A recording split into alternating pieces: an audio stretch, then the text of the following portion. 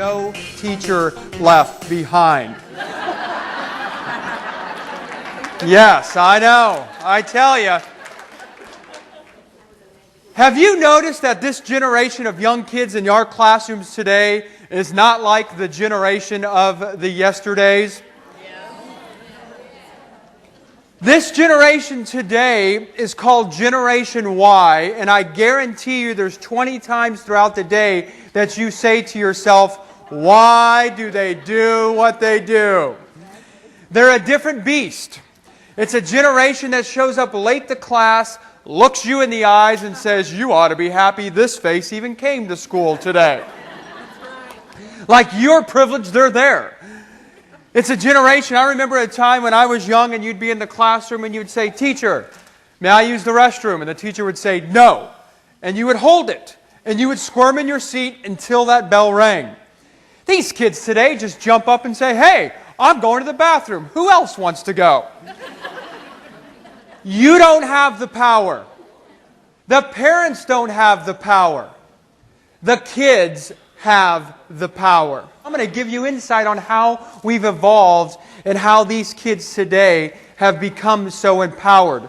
And most importantly, the tools that you need to wrangle them in so that you can have control of your classroom and also lift their spirits and get them going in the right direction. For the first time ever in American history, we have 4 generations inside our schools working side by side. This has never happened before until recently.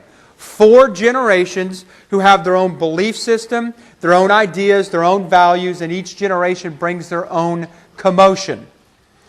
This has never happened before, so one of the things that we have to understand is there's a communication problem there. These kids today that you are teaching have been micromanaged from day one.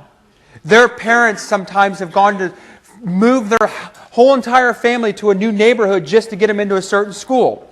Their parents are picking out the best soccer teams and Boy Scout troops to join and Girl Scouts, and their parents are running wild trying to give this kid everything that they can, and this young generation has become empowered from that. So they show up to your classroom. They look you in the eyes and they're saying, you better lead me.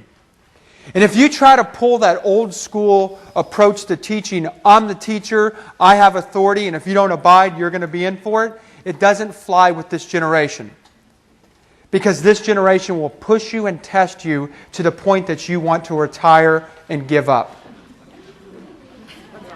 Some of you are like, I'm there right now. What are you talking about? Here's an example. I remember being at home one time and a phone rings and lady says, hey, I'm Miss Jamison from down the street. I met your wife this weekend and I wanted to schedule a play date with your son for August 31st. Is he available at 1 o'clock? I said, crackhead, my son is 3 years old.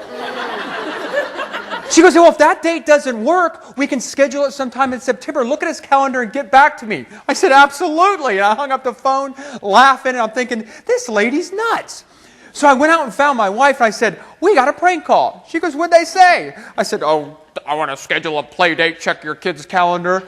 And she goes, well, did you book it? I said, no, I didn't book it. What happened to the day when you would walk outside and you'd see Limpin' Bill and you're like, I'm stuck playing with you today? It's not like that anymore. These kids are micromanaged every bit of their schedule. I remember a time when parents would get together for parents to talk. Now it's parents getting together so their kids could play and the parents sit there and talk about their kids. I don't think that's right.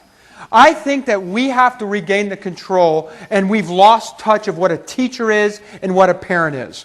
This whole politically correct movement is nothing more than a passive approach on people trying to get you to give up the power and the control, and what happens is you lose the leadership. A child's brain is not developed until they're 13 years old to where they can understand consequences of behavior. And it's not till 26 years old that the human brain fully develops, that they understand what I can do with my life and they think long term.